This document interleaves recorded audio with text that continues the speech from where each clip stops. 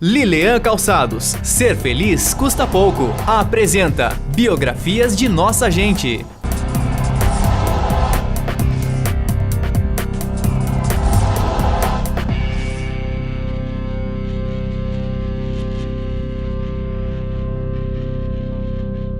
Amigos do Canal 10, estamos iniciando mais um Biografias de Nossa Gente e o arquivo desta semana está trazendo como nosso convidado especial Frei Nelson Rabelo. Então já nós vamos falar sobre a vida do Frei Nelson Rabelo aqui no Biografias de Nossa Gente. Um instantinho só, já voltamos.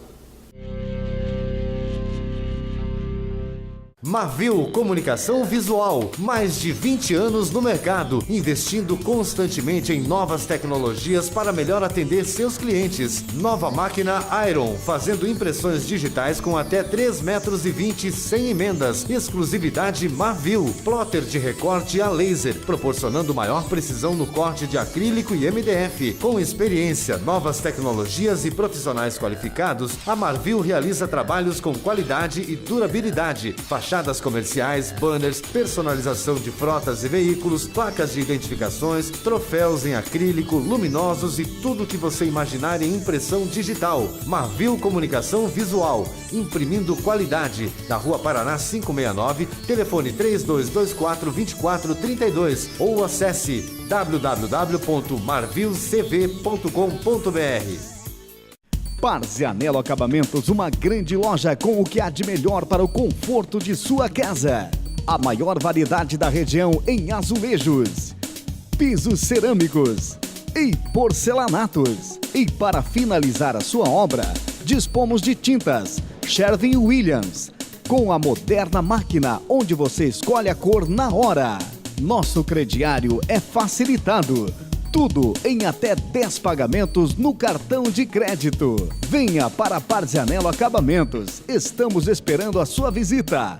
Nossa loja tem tradição e qualidade em Pato Branco. Rua Guarani, esquina com Oswaldo Aranha. Fone 3225-3083.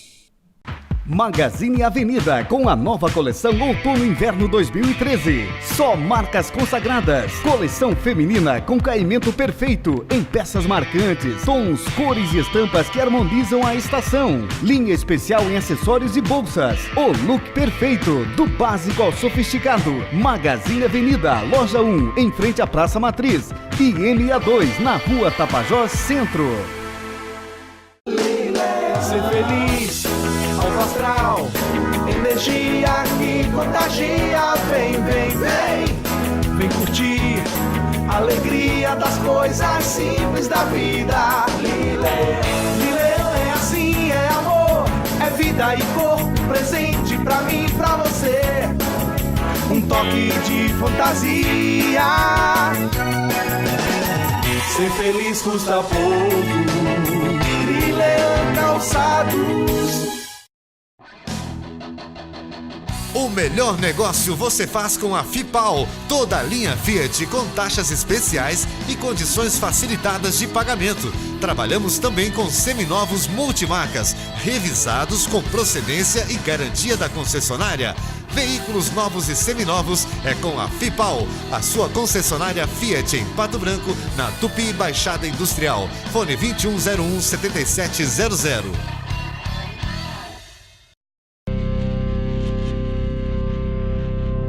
Estamos de volta com a força da Lilian Calçados, onde ser feliz custa pouco, e hoje o meu convidado aqui da Atual TV é o Frei Nelson Rabelo. É com grande carinho, com satisfação realmente que estamos recebendo Frei Nelson, que particularmente teve uma influência muito grande na minha vida profissional. Então é com muito prazer realmente que estou recebendo o senhor aqui. Seja bem-vindo, vamos falar um pouquinho da sua biografia, Frei? Perfeito, a gente está muito feliz de estar aqui com vocês e de poder contar alguma coisa da nossa vida, da nossa experiência, né? Porque a gente sabe que a gente foi acumulando bastante coisa durante a vida, uma vez que 70 e poucos anos já é, né, um cardápio longo. Com certeza. Então a gente vai poder conversar com você. O senhor é mineiro, né? Como todo mundo nós nascemos, sabe. Eu nasci em Minas Gerais, claro, nasci ali numa região que a gente chama sul de Minas. Tá. Eu me lembro até que quando a gente escrevia cartas para aquela região, para Minas Gerais, a gente colocava sempre lá assim, né? Cordislândia, que é a minha cidade, e onde se fala o estado, a gente sempre punha sul de Minas. Sul de Minas. É como se fosse um estado.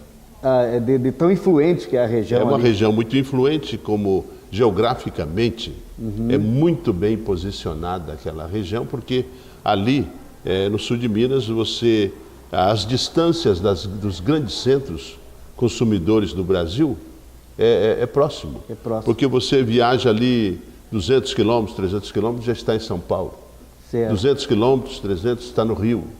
Um pouco mais de 300 está em Belo Horizonte. Vai para a capital mineira. Depois você vai para o Triângulo Mineiro, que é uma região muito forte de consumo. Exatamente. Norte de São Paulo, o estado de São Paulo, como um todo, que é uma região riquíssima. E Brasília, um pouquinho mais distante. Lugar bom, hein, Frei? Então quer dizer que ali, por exemplo, para o transporte de grãos, transporte de produtos locais, regionais, as distâncias são curtas. Exatamente. E o senhor, qual é a influência da Igreja Católica? O senhor já não tinha esse dom predestinado desde menininho? Bom, a Igreja Católica é o seguinte, em Minas Gerais o aspecto religioso é muito forte. Muito forte. O estado de Minas Gerais é um povo muito espiritual, é um povo de muita oração e que cultiva uma vida familiar Devido muito a uma forte. influência portuguesa? Eu acredito o seguinte, que aquilo ali se deve muito ao próprio espírito de ser do mineiro, que ele é uma pessoa assim que tem muita reverência, acho que por Deus, Certo. por Nossa Senhora, pela religião. Então o aspecto religioso, ele faz parte da vida, Do cotidiano do ser deles lá. de um mineiro. Né? Então o mineiro é religioso. É religioso. É religioso por si, e de tal forma que, por exemplo, um aspecto que sempre me chamou a atenção é que a diocese onde eu estava, a nossa região ali, Tá. é a diocese de Campanha, que é uma cidade muito bonita ali do sul de Minas. Essa diocese, uma coisa que nunca faltou para ela foi o padres suficientes para cuidar de todas as paróquias. Sempre teve Sempre padres. teve um clero numeroso e um clero bom para cuidar de toda aquela região. Isso é um bom sinal, porque a gente sabe que não é tão fácil, né, um bispo conseguir número de padres suficientes para o atendimento de todas as suas É verdade. paróquias. O senhor é nascido em 1940 e passou a infância ali mesmo? Exato. Então é o seguinte, eu nasci, definindo bem, no período da Guerra Mundial. No começo. Por que eu falo isso, Guerra Mundial? Eu falo da Guerra Mundial porque muitos rapazes daquela nossa região, ali do sul de Minas, eles foram servir na guerra. Então era muito comum, né, o interesse das famílias pelo andamento da guerra, porque os filhos estavam envolvidos. Certo. E eu me lembro que eu era pequeno, né, e eu me lembro que meu pai tinha uma venda, como a gente falava, que seria uma mercearia. Secos e molhados? Secos e molhados. E o pai, ele tinha um rádio, um receptor grande, né? De 1 metro de altura por meio de largura, numa estante assim em cima no armazém. E eu notava como pelo meio-dia, 1 hora, todo mundo se reunia ali no armazém do meu pai para escutarem as notícias da guerra. Era o famoso Repórter Esso. Naquele tempo. Era o Repórter Esso que foi criado para dar as notícias referentes também à guerra. Então eu me lembro perfeitamente, né, ali a venda enchia de gente, e o que me impressionava é que eu era pequeno, né, ali com meus 3, 4, 5 anos ali, e eu olhava para o rosto daquelas pessoas e eu notava como elas estavam sofridas, assim, temerosas, medrosas, porque a guerra envolvia as suas famílias, seus filhos que estavam lá. E até que chegou 1945, num determinado dia ali, que eu estava acompanhando aquele movimento ali na loja, todo mundo começou a gritar e a pular de felicidade. Com o fim Era o fim da guerra. Então aquilo me marcou profundamente, né? Então eu sempre fui marcado. Então essa ideia do rádio, por assim dizer, comunicação, já estava ali naquele momento me chamando muito a atenção. E a sua família, com certeza, era muito religiosa. Sim, a nossa família sempre foi religiosa e toda aquela região, de tal forma que você vê que o nome da cidade antes era Paredes, do Sapucaí. Sapucaí é o rio que passa ali na região. Na região. E eu me lembro até que Paredes do Sapucaí, eles atribuíam a duas referências. Primeiro, eles chamavam as margens do rio, eles chamavam de paredes. Fazer uma parede. Por exemplo, faz uma parede que limita, né, o rio. E ao mesmo tempo, Paredes era o sobrenome de uma família que viveu ali muito tempo antes. Certo. Então o que que acontece? Né, evidentemente que a cidade chegou um tempo ali que o pessoal teve aquela vontade de mudar o nome da cidade. E mudaram então para Cordislândia. Vem Por quê? da palavra cordilheira, de repente? Não, vem da palavra da devoção do povo. É? O padroeiro da paróquia era o Sagrado Coração de Jesus, que em latim cor cordis. Certo. Né? Então eles deram o nome de Cordislândia Cordislândia. para dizer que a cidade é do coração de Jesus. Tá, certo. Então esta é a explicação. É a explicação da cidade. Atualmente ela tem quantos mil habitantes? Bom, a cidade ali como tal deve ter seus 8.000 habitantes. Pequenina O núcleo é o centro, é uma cidade pequena. Né? Hoje em dia está muito bem atendida por asfalto, tudo direitinho. Uma cidade bonita, né? E que tem uma vitalidade muito grande, sobretudo na criação de gado vacuno, né? Tem muita plantação ali, principalmente é o café, que é um produto de excelente qualidade, né? Que é exportado para muitas regiões. Certo. Então, até no sul de Minas, a plantação do café é tão importante que ali nós temos um porto seco, do qual você pode já exportar o seu café para o exterior, Dali diretamente da região, que é Varginha, que é, digamos, uma espécie de capital regional. Provavelmente, acho eu, que sejam pequenos agricultores. São agricultores assim de porte médio, mas tem grandes agricultores também. Então são plantações muito extensivas e o café, chamado café de encosta, Sim. que é um café assim muito saboroso e apreciado em todo lado. Aí. Que beleza. Frei, com quantos anos o senhor entrou no seminário, assim? Bom, aí vem o seguinte, a trajetória da nossa família, eu vivi ali até os 7 anos em Cordislândia. Cordilândia. Depois a família se mudou para o estado de São Paulo, para a cidade de Aparecida, onde está o santuário de Nossa Senhora Aparecida, ali no Vale do Paraíba. Então eu indo ali para Aparecida, aí foi que eu me integrei mais na parte dos estudos, né, normais de uma criança, e certo dia eu voltando para visitar os meus parentes em Cordislândia, né, coincidentemente estava ali um franciscano, um missionário, uma espécie de missionário franciscano, dando um atendimento ali para a população em preparação à festa de Santo Antônio. Tá. Aí foi que eu então entrei na igreja e vi aquele franciscano, vestido de hábito franciscano, e comparei. Falei, mas o senhor é parecido com Santo Antônio? Fiz essa observação. Sim. Aí o frei pegou e falou assim, não, ele também era um franciscano. Aí o padre me perguntou, e você também não quer ser um franciscano? Isso menininho. Eu tinha lá meus 10 anos, Certo. 11 anos. Aí foi que eu então falei, não, é interessante, coisa e tal.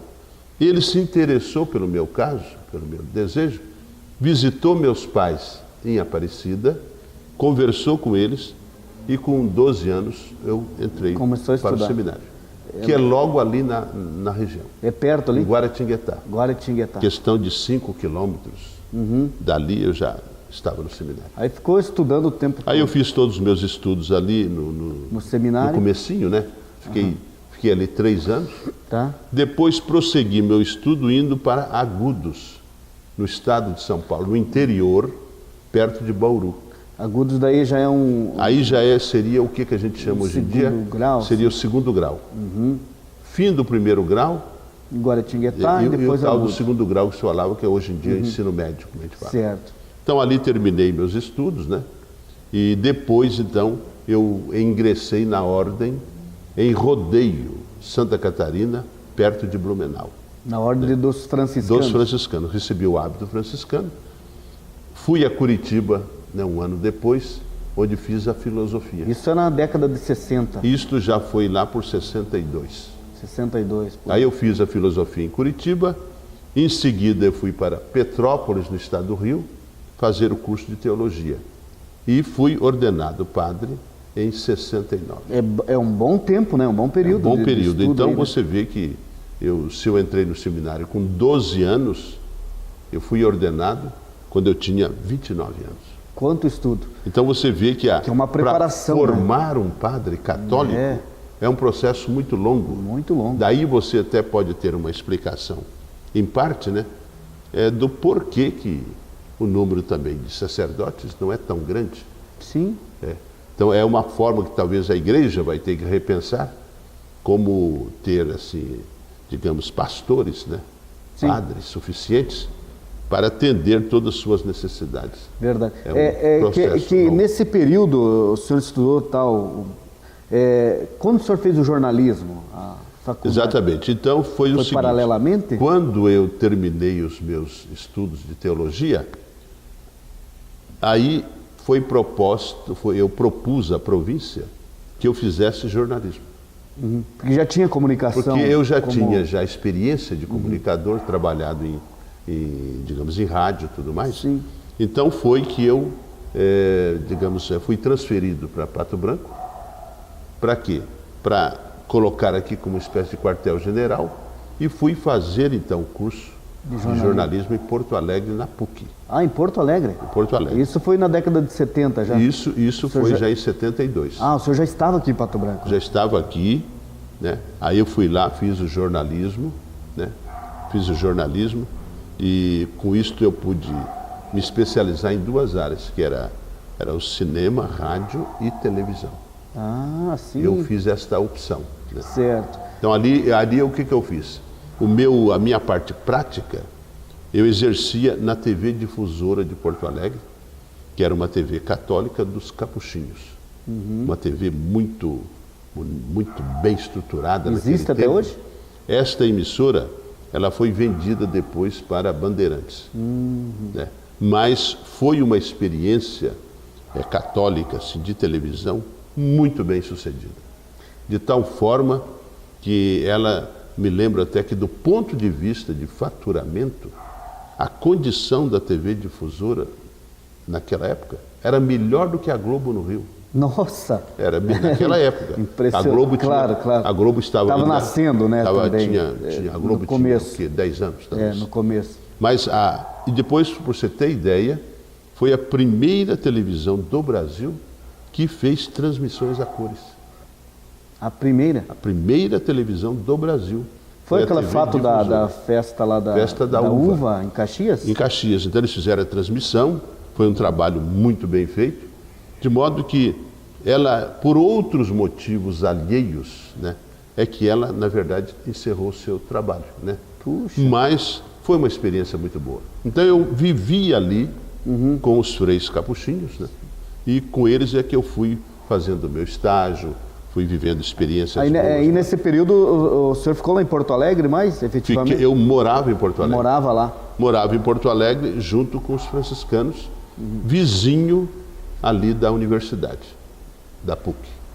Nós tínhamos uma residência Estudando ali. Todos os estudantes franciscanos que estudavam na PUC moravam naquela casa. Éramos uns, digamos, 10. Bom, já que estamos falando de televisão, fugir um pouquinho do assunto da biografia, o senhor acompanhou então naquela década de 60 a extinta TV Excelsior? Eu acompanhei, na verdade, a minha experiência com a televisão foi muito interessante, porque onde eu fui morar em Aparecida, né, no estado de São Paulo, como já falei, no Vale do Paraíba. Então o Vale do Paraíba foi a primeira região atendida pelas repetidoras de televisão de São Paulo, né? Porque a TV surgiu em São Paulo em 1950. Certo. Né? Surgiu ali em 51. Tupi, Na verdade, no começo, era chamada TV Difusora, mas era da rede Tupi. Tupi do... Imediatamente ela pegou o nome de TV Tupi. de São Paulo, né? E essa TV Tupi, ela era do Assis Chateaubriand, desse grupo. Então ela começou o trabalho dela de tal forma que eu me lembro que em 52 nós já tínhamos na nossa casa, na nossa rua, o primeiro televisor que captava o sinal da TV. A linha Aparecida? Linha Aparecida na nossa rua. E ali eu vivi a experiência, que naquele tempo era muito comum, Sim. chamado televizinho. O televizinho é o seguinte, nós tínhamos a televisão na nossa casa e reunia a piazada, a vizinhança toda, que iam ali para acompanhar o que se apresentava naquele tempo, que era uma programação extremamente caseira. Por exemplo, você tem que anotar que naquela época não havia ainda o videotape. Não tinha gravação. Era tudo ao vivo, né? Ao vivo. Queria fazer uma propaganda de uma Ao geladeira. vivo. Estava a geladeira ali na frente da câmera, a pessoa abria, mostrava a geladeira, dava os preços, etc. Sim, era tudo caseiro. tudo assim. Naquele tempo não havia também novelas. Então o que havia? Havia transmissão direta do teatro, né? De uma sala de teatro. Sim. Ali, né? Aquela peça, então se colocava as câmeras na frente E mostrava uma e ia peça se transmitindo teatral. na peça do teatro. Aí tinha alguém no começo ali, no meio, no final, que ele vinha e se comunicava com o telespectador, dizendo, olha, você que acompanhou esta peça, você pode mandar a sua opinião sobre o que você achou, etc. Então o que acontecia? Eu pegava, naquela época ali, já um pouquinho mais, isso já foi um pouquinho depois, eu pegava e escrevia carta para o canal, dizendo que eu tinha acompanhado, né, o teatro e que gostei muito disso, daquilo. Eu avaliava a peça, aí chegava no outro, quando havia uma outra transmissão de outro teatro, né, mais digamos, um capítulo daquilo, aí então eles diziam, recebemos cartas De fulano de fulano de tal, avaliando o nosso trabalho, agradecemos muito, era desse jeito. E o senhor participava já? E eu participava Gostava também. mesmo, né? Gostava mesmo. Então isto tudo me chamou muito a atenção para o lado da comunicação, né? Porque até tem um aspecto que eu sempre relembro da minha infância, Sim. é que eu gostava muito de cinema. Eu era um frequentador assíduo De do cinemas. cinema, do chamado matinê, No que era domingo, então o horário apropriado para as crianças. para as crianças. As crianças não iam ao cinema à noite, mas iam no matinê à tarde. No domingo à tarde, Domingo à tarde. Eu era frequentador assíduo, né? Gostava muito dos filmes de faroeste, aquela coisa toda, né? As séries que havia, Homem-Foguete, havia o Superman, havia aquela coisa Tanta toda. coisa, né? Super-Homem. Então, o que acontece? Eu, para conseguir o ingresso, para ir para o matinê, eu ia até o dono do cinema e eu ajudava a varrer o cinema. Entendeu? Varrer o cinema, etc., aquela coisa. E então o que eu fazia? Eles me davam o ingresso para o entrar. matinê.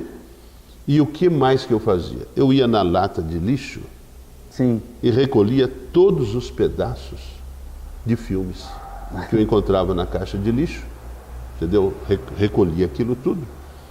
Para quê? Para quê? Aí, porque como eram filmes de 32 milímetros, né? Então o que eu fazia? Eu pegava, recortava aquilo e fazia slides. Cortava direitinho, né? Quadriculava direitinho, e eu fazia slides. Aí na minha casa, eu peguei então uma caixa de sapato, né? E fiz umas repartições, colocando na frente, para aumento da imagem, uma lâmpada vazia, que eu pegava dos postes ali, lâmpadas queimadas, enchia de água, ela se tornava uma lente de aumento. Ah, é? Sim, você pode fazer essa experiência, né? Pega uma lâmpada, limpa os elementos O dentro. senhor já gostava Ela mesmo, é transparente, né? então você enche de água, você E tem um vira- aumento.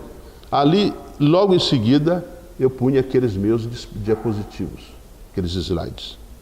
Digamos, o mocinho a cavalo. Depois aparecia o bandido, depois não sei o quê, que eu recortava. E atrás de tudo isso eu punha uma lâmpada incandescente, 110 watts. Certo. Colocava aquilo e projetava a imagem na parede. Daí eu ia trocando os slides, aparecia o mocinho com a mocinha, E olhando. aparecia o bandido, aparecia não sei o quê, o cavalo, aparecia isso, né? Aham. E aquilo eu mostrava para os meus amiguinhos. E eu cobrava deles o ingresso. Ah, já estava um empresário. Já era ali, empresário. já era Então eu empresário. cobrava o ingresso. Tá. Eu sei que eram brincadeiras Era, tudo que a gente sim. fazia, mas foram experiências muito boas, né? Sim. E a gente foi se introduzindo então nesta parte aí, Porque do o cinema. senhor sempre teve essa vontade pela comunicação e o sacerdócio paralelamente. Então, profissionalmente, o senhor é uma pessoa realizada, né, Frei? Sim, nesse ponto de vista a gente é realizado porque a gente já conhece o meio, sabe o que é o sistema todo. É claro que hoje em dia nós temos uma evolução tecnológica muito grande, né? Sim. As coisas mudaram. Quem trabalha em televisão, ele sabe que naquele tempo não tinha vídeo, não tinha nada. Depois foram surgindo as câmeras, né? E foi uma caminhada enorme aí da humanidade que partiu ali do transistor para esses chips modernos, etc. Sim, então hoje em dia a tecnologia É muito grande. permite fazer trabalhos bons e de qualidade. E não para, né? Está E não evoluindo. para, está sempre evoluindo e a gente não sabe onde vai dar tudo Aonde isso. vai dar tudo isso, verdade. Mas daí o senhor chegou em Pato Branco, 69, já foi ordenado em 69, já veio... Eu fui ordenado em primeira 69, cidade... fiquei mais um ano em Petrópolis, né?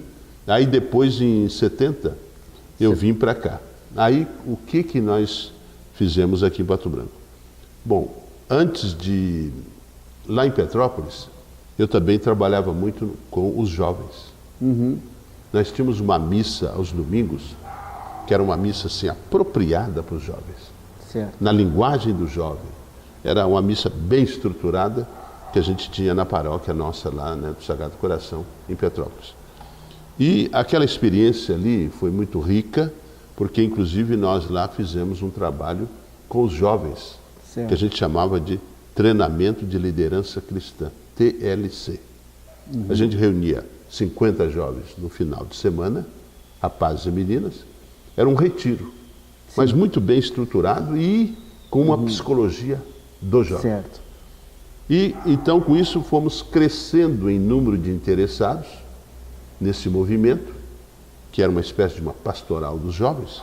Então a gente foi fazendo aquilo crescer, Tá. aquilo evoluiu e surgiu dentro deles uma espécie assim de um gosto missionário. Vamos levar nossa experiência para mais longe. Certo. Então preparamos uma equipe de jovens em Petrópolis, jovens lá da região, inclusive alguns eram do Rio de Janeiro, até lá do Ipanema, do Flamengo, lá do Rio mesmo. E então nós preparamos essa equipe de 20 rapazes e meninas, saíram de lá de Kombi, de alguns veículos, outros aí, e vieram até Pato Branco, isso em 70, em dezembro, para aqui fazer o primeiro encontro de jovens. Por que Pato Branco? Porque eu vinha para cá. Ah, tinha E depois sua também ligação. porque o Frei que estava aqui, que era o Frei Longino, já manifestou o desejo de fazer alguma coisa com os jovens. Então trouxemos aquela equipe aqui, eles vieram e deram o primeiro encontro de jovens aqui. Em Pato Branco. Em Pato Branco, né, em 70, onde estavam personagens, né, que hoje em dia já são adultos, já são até idosos, né, digamos Claro. assim, né? Mas eram os jovens da nossa época. Da época. Aí o que aconteceu? Desse grupo inicial de jovens aqui, é que foram surgindo aqueles grupos, aquele movimento de jovens, molejo, TLC, encontro de jovens, os festivais da canção que houve em Pato Branco, eram todos iniciativa desses jovens. Dos jovens ali da Então eles cristã. fizeram um trabalho e, hoje em dia, voltando na história e revendo tudo isso, foi uma experiência muito boa para a igreja, Puxa. presença da igreja aqui, porque gerou muitos líderes. Sim. Então nós tivemos os encontros de jovens, tivemos a Onda, Operação Nascer do Alto, que envolveu funcionários da rádio e televisão, retiros que a gente fazia.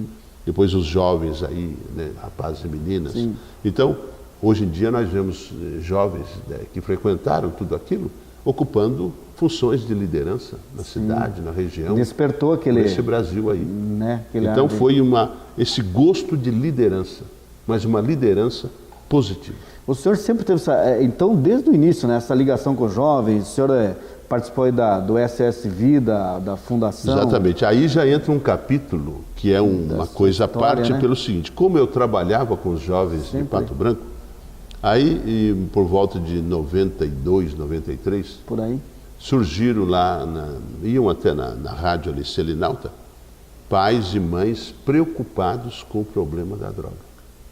Era preocupado aquele já tempo. Estavam preocupados. Veja bem, lá por 90. Aí eles me perguntaram, será que a igreja não pode fazer alguma coisa pelos nossos filhos?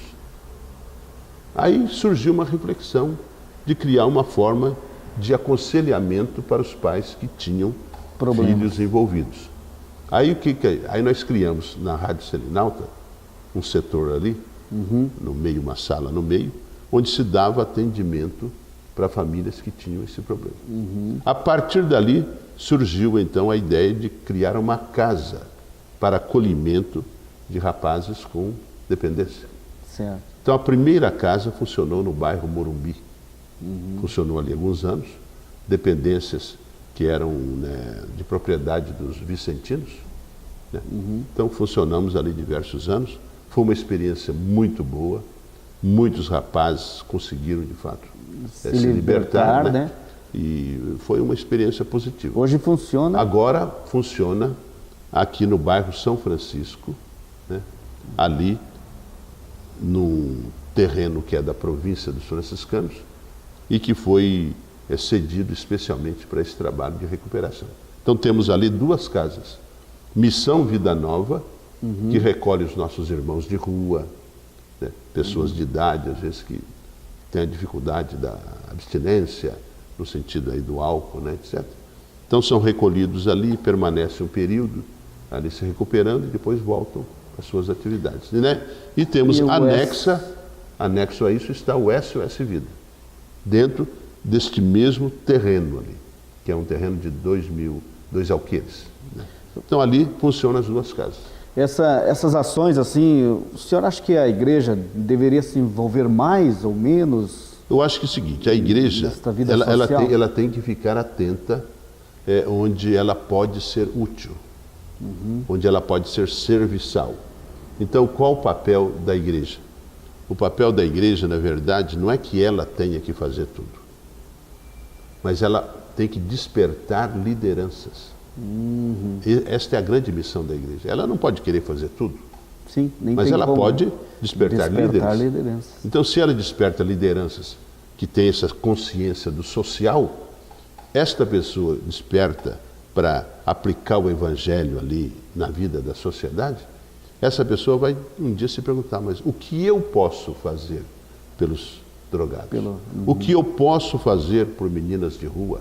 O que eu posso fazer pelas crianças, etc.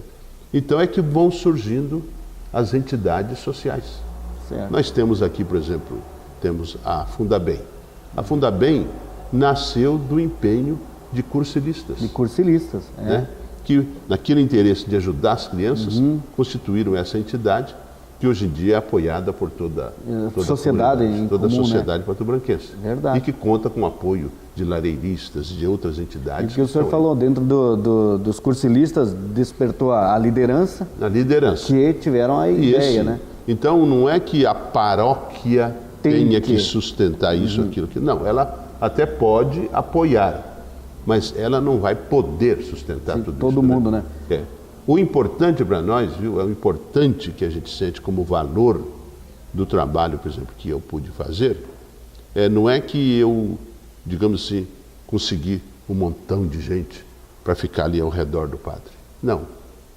O que nós conseguimos é uma porção de gente que está na sua atividade profissional, na sua família, na sociedade, atuando com cabeça. Tá certo. Isso que interessa. Isso que interessa. Vamos ao intervalinho comercial e já voltamos. Tem muito mais coisa para nós falarmos hoje aqui com Frei Nelson Rabelo. Já. No show de prêmios do Super Manfroy, este lindo gol poderá ser seu. A cada R$30 em compras, o cliente Manfroy concorre. E mais, 5 televisores 32 polegadas. Faça suas compras no Super Manfroy. Atendimento de segunda a sexta, das 8h30 da manhã às 8h30 da noite. Sábados, das 8 da manhã às 8h30 da noite. E aos domingos, das 8 da manhã ao meio-dia. Carnes com produção própria, macia e saborosa. Super Manfroy. Nosso lema é vender barato. Na Tupi, bairro Bortote. Hobby Móveis, tudo sob medida. Móveis residenciais e comerciais com alto padrão de acabamento. As novas tendências do mercado em cozinhas funcionais, modernas e práticas. Quartos com melhor aproveitamento de espaço. Salas e home theater, banheiros e escritórios. Aproveite melhor os espaços de sua residência com móveis na medida certa para cada ambiente. Consulte a Hobby Móveis 32234442 www.hobbymoveis.com.br.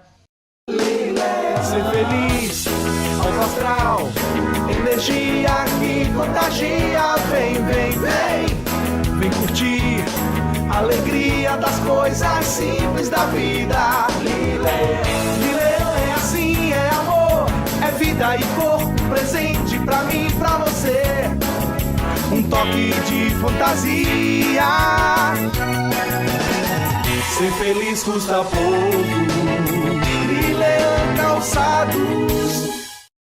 A Galeazzi comemorou 30 anos e mais uma vez se reinventando, oferecendo o que é bom para você e para o seu carro e tendo a certeza de que é muito bom passar ano após ano equipando suas conquistas. Serviços e produtos você vai encontrar a segurança e conforto que seu carro precisa. Galeazzi, 30 anos equipando suas conquistas.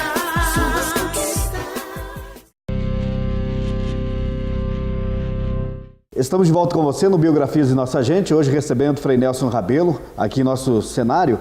Frei, o senhor acompanhou também, desde 1970, sempre em Pato Branco, nunca saiu daqui? Bom, a cidade aqui, né, que para mim foi uma excelente acolhida que eu tive aqui. Quando eu vim para cá, eu já tive uma experiência anterior, né, durante o meu período, digamos assim, de formação. Em 1965, eu interrompi os meus estudos de teologia em Petrópolis e vim trabalhar aqui na Rádio Selinalta, a pedido do Frei Eugênio. Isso em 65. Antes de ser ordenado. Eu fiz, digamos assim, um estágio aqui. Certo. Fiquei aqui em 65 e pude então acompanhar, junto ao Frei Policarpo, né, e aos demais freis aqui, todo o trabalho da Rádio Selinalta. Então, naquela época, o rádio era muito assim, artesanal, digamos, né? Então a gente já começou a organizar algumas coisas, por exemplo. Então eu consegui trazer alguns amigos, assim, ex-seminaristas, para trabalhar aqui em Pato Branco, que era o caso do Laudi Vedana, o caso do Agostinho Barranuevo, e outros que vieram também, como atualmente nós temos o Ari, e outros que vieram seminaristas, aí, né? Seminaristas, porque eles saíam do seminário com uma boa formação.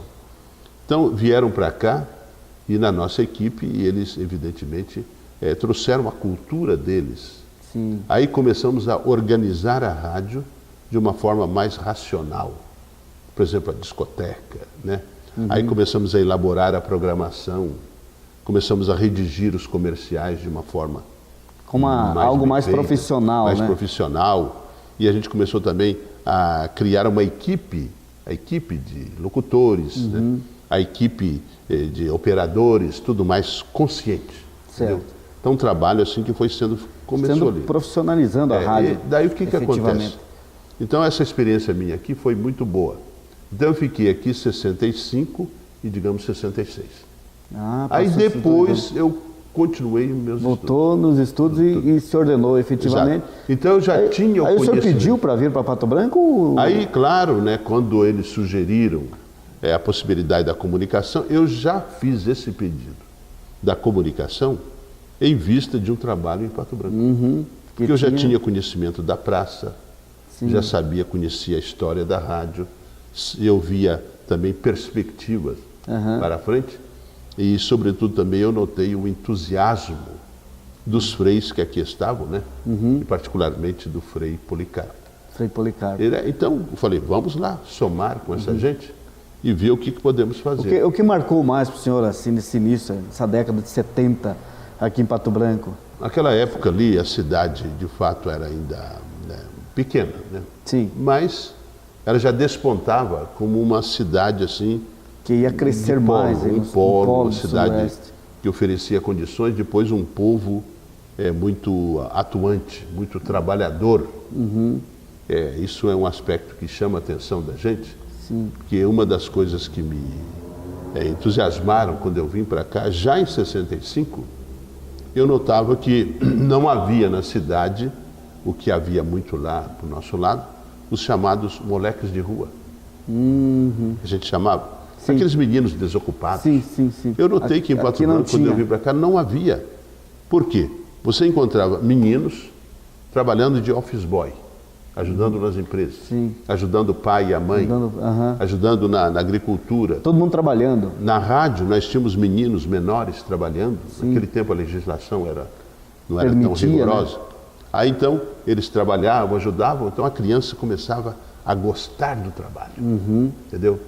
A gostar do trabalho, querer ter uma profissão, e isto certamente deve ter contribuído muito, né, para o desenvolvimento da cidade. E depois um aspecto que me chamou a atenção é que também a igreja aqui, ela não é desvinculada da cidade.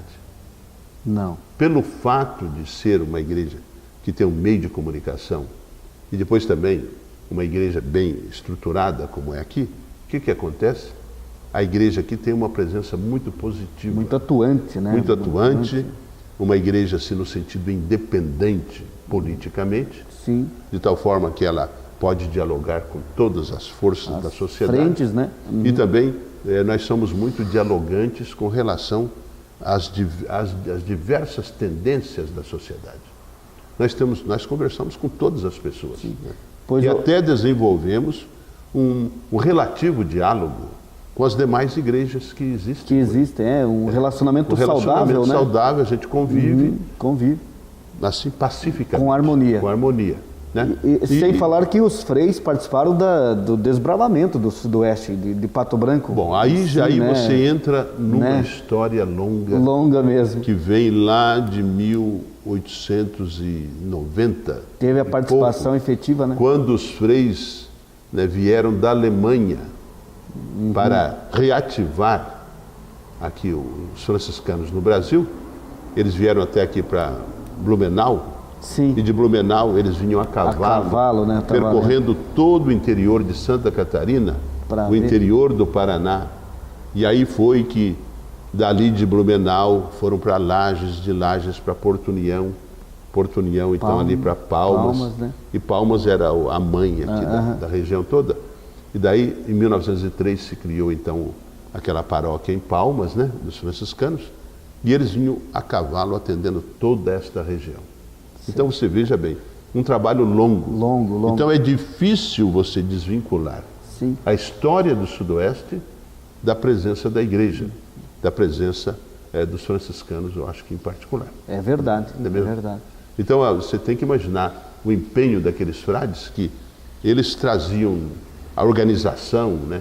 Eles inclusive, até tínhamos um frei que ele, quando viajava para o interior, ele levava uma carroça. E naquela carroça, ele levava roupa. Levava roupa para a família.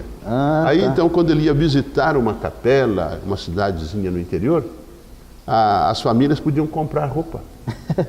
Fazer um caixeiro viajante. Daí ele era uma espécie de um caixeiro viajante. Ele fornecia isso por quê? Porque ele tinha condição de vir ali. Então, até esses aspectos assim, mercantis, digamos assim, de comercialização, os freis tiveram... Também tiveram até isso, né? Mas... E na parte da educação... Né? Na educação, sobretudo, né? Aqui em Pato Branco, com o Colégio das Irmãs, por exemplo, esse interesse que viessem para cá irmãs, que viessem os irmãos. Então, tudo isso se deve também, né? E ainda por falar nisto, digamos, como as nossas famílias aqui têm uma linha assim de respeito para com a igreja, nós notamos que mesmo outras entidades educacionais da cidade, se você observar bem, elas têm um quê? Né? Desse respeito pela crença, pelo valor da religião, Sim. pelo valor da pessoa humana, né? Isso nós notamos em todas as instituições. Então isso tudo, eu acredito que faz com que a cidade de Pato Branco, ela tenha um perfil muito diferente, muito especial, que a gente só vai perceber isto, assim, com mais clareza, com o correr do tempo. E o nosso povo aqui, patobranquense sobretudo, ainda tem essa fé, né? Dentro, você pode ver uma loja, vai ser inaugurada uma coisa, estão lá Frei Policarpo, quando pode, o senhor e outros freis, dando a bênção inicial. Exatamente, né? Eu acho que isto, você sabe que inclusive a frequência, a igreja aqui em Pato Branco, ela é muito expressiva. Né? A própria matriz São Pedro, a capela atrás da matriz, você sempre vê pessoas entrando e saindo. Né? Vão ali para quê? Tem uma vida, né? Tem uma vitalidade. Então, é um povo que tem muita essa positividade da fé. Da fé. Porque a fé, ela é um dado na vida da pessoa que pesa muito. Porque a pessoa que tem fé em Deus, ela acaba tendo fé em si mesma e nos seus projetos. Então ela tem uma energia própria, entendeu? Com que ela pode enfrentar a vida e ter sucesso. E depois também, se tem algum problema, o que custa ir até a igreja? Pedir uma orientação, pedir um aconselhamento. Então a nossa paróquia, por exemplo, ela sempre teve este atendimento do povo. E mesmo eu trabalhando na televisão, na rádio, muitas vezes vão pessoas até lá pedir um conselho, uma orientação, tudo mais, e como é missão da gente fazer isso, a gente faz com a melhor das boas vontades, né? Um frei, sobretudo, é um missionário. Então a gente tem que estar disponível para isso, viu? É o que dá sentido à vida, é você poder fazer o bem. Porque o maior castigo que se dá a uma pessoa não é dela fazer o mal, mas é privar esta pessoa de fazer o bem. Por isso que eu vejo com muito carinho também outras pastorais que estão surgindo na cidade, como temos aqui a pastoral da APAC, né? Que é esta assistência às pessoas nas prisões. Nas prisões. Porque a gente vê que a condição das prisões é lamentável, né? Todo mundo reconhece isso. Mas o que eu acho que se deveria fazer é, mesmo estando a pessoa na prisão, que não a privassem do direito de fazer o bem. Não só ficar preso, mas que pudesse estudar, que pudesse trabalhar, sentir-se útil na cadeia. Tudo isto faz com que aquela pessoa queira voltar à vida. Porque eu acho que transformar as prisões num depósito de gente aí, não vale nada, isso não faz crescer o país. Não ajuda em nada, né? Então a gente vê como tem esforços na nossa comunidade que estão no bom caminho. Sim. E a gente vê com alegria que isto pode prosperar Até com muito melhores resultados. O Gilson, né, vereador agora, também. O padre Gilson é um que sempre se dedicou a isso daí, né? E a gente tem certeza que essa entidade, que é a APAC, que foi sobretudo valorizada muito lá no estado de Minas Gerais, tem produzido resultados excelentes. Então você vai numa prisão positiva, eu diria. Sim. Ela existe, ela impede a pessoa de fazer o mal que fazia, mas dá oportunidade para fazer o bem. Motiva a pessoa a fazer o bem. Para ir para o caminho certo, pelo né? estudo, pelo trabalho, pela atividade, pela criatividade. Tem gente escrevendo, tem gente fazendo isso. Olha, isto sim que é lutar por um país melhor. Com certeza. Mas o senhor teve um tempo também, que vamos falar aqui, que o senhor foi morar na Itália, né? Passamos um período na Itália, que foi uma experiência interessante, quando a entidade de Curitiba dos franciscanos, que é o Colégio Bom Jesus, esteve aqui gerindo a emissora por algum período. Então, esse período correspondente ao que eles ficaram aqui, de 2002, 2003, foi o período que eu fiquei na Rádio Vaticano, né? Coordenando o programa brasileiro. E como é que a Rádio Vaticano transmite para o mundo inteiro, né? A Rádio Vaticano, ela tem programação para o mundo inteiro, né? Em ondas curtas. ondas médias, frequência modulada. Ela tem tudo isso. E, sobretudo, a internet, né? Então, nós temos, digamos, 40 programas na Rádio Vaticano, que são 40 línguas diferentes. Nossa! Então, ali é um prédio só para isso, então, onde tem uns 400 funcionários, né? E cada país ou região que tem uma língua própria tem uma equipe. Lá fazendo... Tem uma equipe ali que produz o programa de 1 hora por dia para aquele país. Para aquele país. O nosso colega, ex-colega, o Silvonei José, está por lá há um bom tempo, né? O Silvonei já está lá há muitos anos, trabalhou conosco aqui, foi o nosso primeiro, inclusive até apresentador da televisão, né? No jornal junto com a Margarete, né? E ele está lá há muitos anos, já está estabilizado na Rádio Vaticano, né? E realmente é uma pessoa preparadíssima. Preparadíssima. Para tocar o que ele faz e atuar lá, porque ele agora, ele é doutor em comunicação. Então imagina, ele tem as portas abertas nas universidades de Roma, faz um trabalho de que ele gosta e é uma pessoa muito estimada. Que praticamente saiu daqui muito estimado. A gente fala o nome Silvonei José, dá até saudade dele, né? Uma pessoa muito querida, boa, né? Muito querida. Não há quem não gostasse dele. É verdade. E ele também tem uma estima muito grande pela nossa cidade. Ele também, né? Tem. Sempre que ele vem para o Brasil, ele dá uma passadinha aqui. Ele passa aqui, vem aqui, para ele é insubstituível. Né? O senhor lembra, assim, claro, toda essa convivência na comunicação, de nomes assim que relembram toda essa trajetória? Nós tivemos todo aqui um trabalho muito interessante, né? Em Pato Branco, naquela minha época ali, já tínhamos o famoso Ivo Tomazoni. O Ivo Tomazoni, né? O Ivo Tomazoni que foi aí trazido pelo Frei Inocêncio, né, para cá, para atuar como locutor naquela época. Deve ter sido lá acredito eu, por 56. 57, por aí eu li um pouquinho a história lá dele. Então é interessante como ele era ele era chofer de um caminhão porcadeiro. E parou por aí, né? Parou por aqui, esteve na chuva. rádio para dar um aviso, né, naquele tempo era colmeia. Então ele se tornou depois apresentador. Já foi e marcou tempo, né?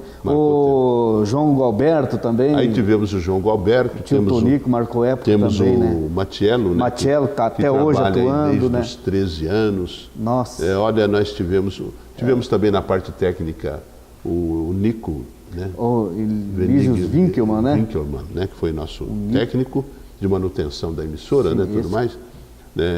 E tivemos assim muitos outros ainda que colaboraram conosco. Muita gente, né? É um número imenso de gente, né? Ali, naquele tempo, eu me lembro que tinha o Kiko Pijac, que era locutor, né? Aí tivemos muitos outros, né? Que teve um tempo, né, Frei Nelson, que o comunicador, hoje, claro que isso aqui ficou mais comum, mas tinha que vir de fora, né? Sobretudo na Selinalto veio comunicadores lá da Aparecida. Nós tivemos a presença de gente que vieram de longe, porque você sabe que a formação de um locutor é um processo um pouco lento, porque supõe uma certa infraestrutura cultural. Tem que ser uma pessoa que saiba ler. Um pouquinho de tudo, tem que né? saber falar. Né? Hoje em dia tudo isso está mais fácil, porque você pode conseguir cursos de oratória. Né? Então eu me lembro até que para facilitar e para o surgimento desta classe, eu me lembro que nós criamos aqui, muitos anos atrás, naquela época lá por 70 e coisa e tal, curso de oratória para formar locutores, apresentadores da televisão.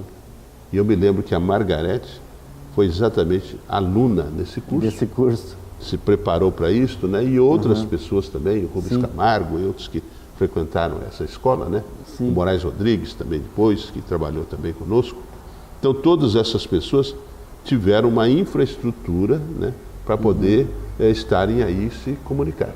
Então foi um trabalho que foi lento. Então e também você sabe que a pessoa ela vai descobrindo suas, digamos, habilidades. Habilidades, claro. Aí você vai descobrindo, opa, eu tenho jeito para isso, posso desenvolver esse lado. E se a pessoa tiver boa vontade, interesse de aprender, sobretudo com os erros, ela vai se purificando, né? E melhorando? Vai melhorando, tirando seus defeitos e se torna um excelente comunicador. Hoje em dia, o senhor acha que esse mercado está bom, está razoável? Eu estou achando que estão faltando, né, comunicadores, né, para esse mundão de Deus aí. Precisaríamos de mais comunicadores, na minha opinião. Né, porque é uma área que hoje em dia você vê que com o aumento, né, dos tipos de mídias, né? Que nós temos os canais fechados, canais abertos, na televisão, e esses tempos aí eu estava até anotando, que eles estão sentindo falta de profissionais, de mão de obra. Faltam apresentadores, faltam operadores, falta um montão de gente, entendeu? Então, e como é que eles vão se virar? Então, pois é. Tá difícil. Então, por isso que eu até, se uma pessoa tem qualificação para isto, tem jeito, tendências, vai estudar, se aprofundar, não é mesmo? E ganhar qualificação para esse trabalho. Exatamente. Antes de encerrar, tem que falar também que o senhor é responsável pelo meu apelido, né? Lembra quando criou a caixinha do Tio Ita? Nós não tinha nome para o programa. Tio Ita, exatamente. E o senhor teve o senhor sempre ajudou nesse lado artístico, né, Frei Nelson? Sempre. Assim, a criatividade, né? Ali nós temos um programa de manhã também na Rádio Selinalta atualmente, né? O nome do programa é Essa é Boa. Essa é Boa, no sábado, né? Eu tenho escutado, que eu gosto desse tipo de programa. É um programa que muito valoriza legal. A música antiga. Claro, resgata. É uma riqueza desse nosso Brasil, né? Muito. Então, no seu tempo, eu me lembro, né, que você tinha esse programa. Nosso programa, quando eu fui para passar para a tarde, né, fazer o programa da noite, daí nós não tínhamos um nome, né? Aquele programa da tarde.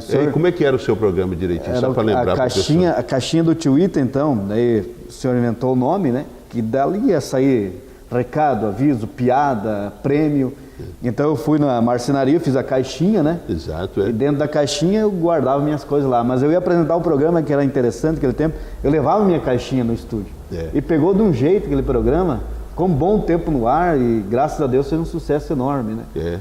Te deu o renome, né? Me deu um nome, que até hoje sou conhecido como Tio Ita daqui, de lá e tal. Depois criamos uma agência de publicidade com o nome Tio Ita Publicidades. E foi. Tá aí, tá vendo como as coisas têm influência, Nascem, né? assim, né? Então, eu acho que isso é importante, você aproveitar uma ocasião. Sim. Porque como diz assim, né, que o cavalo encilhado só passa uma vez. Passa uma vez, né? Então você tem que aproveitar estas oportunidades. Né? Quando surge uma oportunidade, vamos criar isso aí e valorizar. Claro. E aí é que você também fez esse seu trabalho e está aí. Você está bem na vida, né? Com seus trabalhos, atividades aí, dirigindo a televisão, isso é muito bom. Que Deus abençoe você para continuar assim, com a sua equipe. Obrigado, Frei Nelson, pela visita. Contamos um pouquinho da sua história. Sei que tem muito mais, podia ficar o dia inteiro aqui conversando, que é uma história rica, sobretudo aqui em Pato Branco. E a gente fica feliz e honrado por ter a visita do senhor aqui no nosso estúdio. Eu agradeço a receptividade de vocês e continuem, de fato, viu? Para nós, para Pato Branco, é crescimento, é vocês fazerem, né, a televisão com consciência, qualidade e, sobretudo, valorizando, né, a nossa população. Presentinho aqui o Vale da Lilian Calçados, para o senhor gastar um pouquinho lá na loja, né? Presente do nosso lá, patrocinador. Né? Muito bem, né? Está aí, ó, direitinho, tá aí, né? Vamos valorizar, né? Como está escrito aqui, que você seja cada dia mais feliz. Tá certo. Está escrito. Obrigado. Obrigado, Frei Nelson, pela visita. E assim conversamos com o nosso querido Frei Nelson aqui na Atual TV, no Biografias Nossa Gente. Semana que vem voltamos com mais um programa. Até lá!